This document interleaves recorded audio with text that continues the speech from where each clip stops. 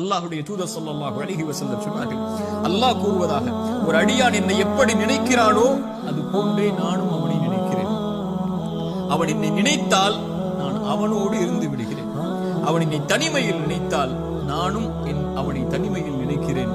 அவனுடைய கூட்டத்தில் என்னை நினைவு கூர்ந்தால் அவன் நினைவு கூறக்கூடிய கூட்டத்தை விட சிறந்த கூட்டத்தில் நான் அவனை நினைவு கூறுகிறேன் என்று அல்லாஹ்வுடைய தூதர் ஸல்லல்லாஹு அலைஹி வஸல்லம் அல்லாஹ் கூறுவதாக சொன்னார்கள்.